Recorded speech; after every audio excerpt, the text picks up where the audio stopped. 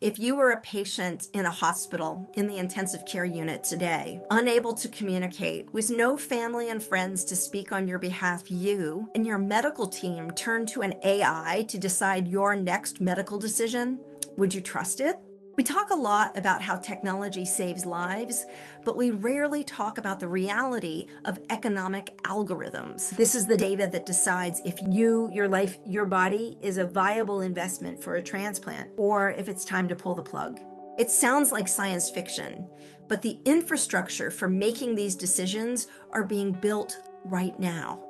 I'm going to show you how to AI-proof your medical wishes and walk you through the essential physical paperwork you need so that a human, not an algorithm, has the final say. We are living through a digital climate change where the technology is moving faster than important bioethics discussions can keep up. I recently sat down with Brian Greene to discuss how algorithms are entering the hospital room. He discovered that while we are busy protecting our old photos, we are forgetting to protect our autonomy. To secure your legacy healthcare, we have to look at two things: the digital threats happening right now and the legal and physical foundations that protect you. Let's start with the digital threats. Threat number one is the ambient listener. Hospitals are increasingly using devices that record your entire doctor's visit to summarize notes. They sell this as helping the doctor, but it is really about hospital efficiency. So next time you are in a consult, ask this question: is this being recorded by AI? You have the right to know if that transcript is being used to train a model that might later judge your quality of life metrics. Threat number two is the wearable data trap. Your Apple Watch or Oura Ring collects continuous data. In a legal or medical crisis, insurance companies or hospitals could use this data to create a proxy endpoint for your health. Basically, do you want your heart rate history from 3 years ago deciding your insurance coverage today? Your plan of action will be: check your health apps.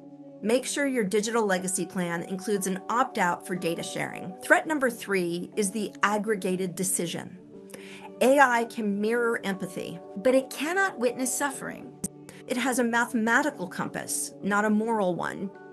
You will be needing a human-in-the-loop directive. Where in your healthcare papers, add a line that explicitly requires all end-of-life determinations be made by a human clinician, regardless of what the algorithm recommends. Now, you cannot have a human in the loop if you haven't actually named your proxy to speak for you. So imagine you are in the ER. You can't speak. Your family is frantic. If they had to go to your house right now, would they find your healthcare papers in a neat folder?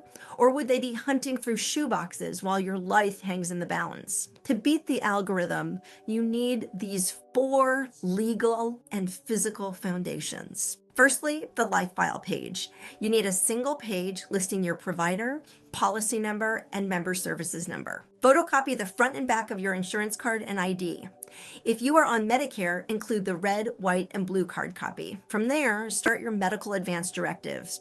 This handles your body while you are still alive but incapacitated. This includes your living will and your healthcare proxy. Crucial tip: choose a proxy who can stay calm under pressure. They need to be strong enough to override an algorithm or a hospital administrator if necessary. Then you must secure your last will and testament. If you die intestate or without a will, the state decides who gets your assets, not you. But here is the catch: a copy often won't cut it in probate court. Your executor needs to know exactly where the original signed document is. Finally, there is the letter of instruction. This isn't a legal document. It's a love letter and roadmap. It tells them where the safe deposit key is, which funeral home you prefer, and how you want your sentimental valuables distributed. Planning your healthcare papers isn't about death. It is about giving a gift to the people you love. It removes the detective work from their grief. We have to protect our current digital lives from being used against our future selves. If you want to know where you stand right now, take the peace of mind assessment. The link is in the description below. It will show you your current risk and what needs attention. And if you want to deep dive into the ethics of AI, check out my full podcast episode with Brian Greene on death and dying in the digital age. I'm Niki Weiss, and remember, keep your passwords safe and your final playbook up to date.